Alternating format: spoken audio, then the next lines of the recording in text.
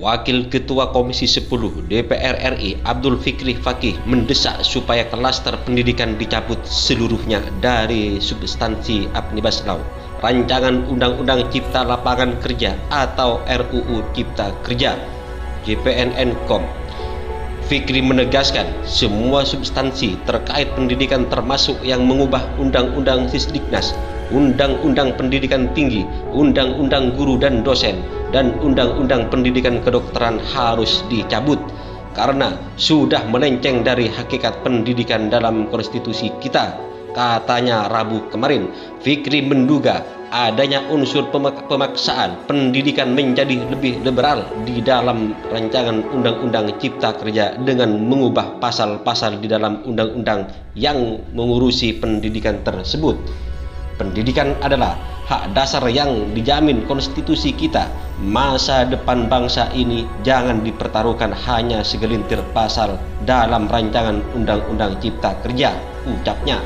Bahkan rebel Konstitusi Undang-Undang 1945 kita langsung menyebut soal kewajiban pemerintah, salah satunya untuk mencerdaskan kehidupan bangsa, yaitu dengan menyelenggarakan sistem pendidikan nasional, bukan melepasnya secara komersil, kata Fikri. Selanjutnya, kewajiban pemerintah juga tertulis dalam pasal 31 Undang-Undang Dasar 1945. Pasal 31 ayat 3 menyebutkan pemerintah mengusahakan dan menyelenggarakan satu sistem pendidikan nasional yang meningkatkan keimanan dan ketakwaan serta akhlak mulia dalam rangka mencerdaskan kehidupan bangsa yang diatur dengan undang-undang.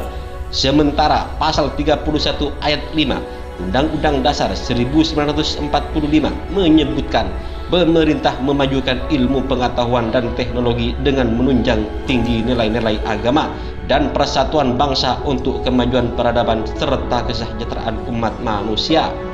Fikri menambahkan, draft rancangan Undang-Undang Cipta Kerja buatan pemerintah telah melanggar kodrat konstitusi dengan kewajiban institusi pendidikan mengurus izin berusaha sebagaimana tertuang dalam pasal 68 aturan tersebut. Ketentuan ini memaksa institusi pendidikan berbasis masyarakat untuk punya izin usaha. Alih-alih pemerintah seharusnya membantu mereka sebagai amanat konstitusi, kata Fikri. Menurutnya, yang menjadi perdebatan krusial salah satunya adalah kewajiban berusaha dalam draft rancangan Undang-Undang Cipta Kerja.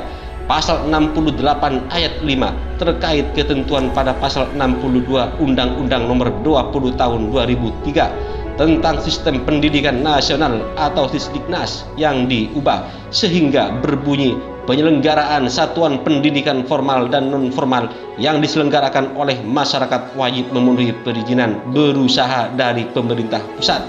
Selain itu, ketentuan lain mengatur bagi mereka yang melanggar tidak punya izin berusaha akan dikenakan sanksi pidana kurungan maksimal 10 tahun dan denda 1 miliar.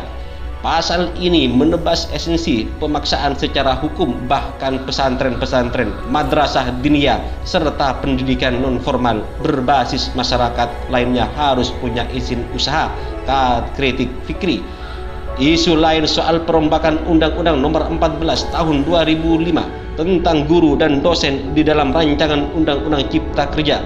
Fikri mengecam pasal-pasal dalam rancangan Undang-Undang Omnibus Law Cipta Kerja yang diskriminatif terhadap guru dan dosen dalam negeri dan sebaliknya sangat memihak kepada pengajar asing.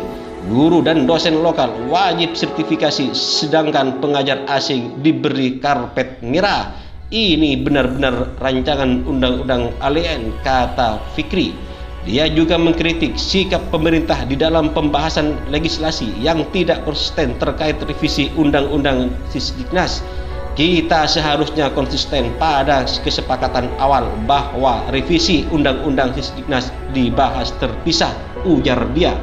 Fikri mengingatkan, dalam program legislasi nasional atau Prodiknas Prioritas 2020 revisi atas Undang-Undang Nomor 20 2003 tentang Sisdiknas merupakan undang-undang tersendiri dan usulan pemerintah.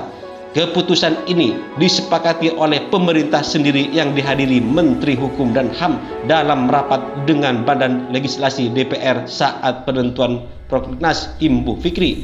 Dia merujuk pada kesimpulan hasil rapat antara Balik DPR dengan Menteri Hukum dan HAM serta pimpinan Panitia Perancangan Undang-Undang atau PPUU DPD RI pada 16 Januari 2020.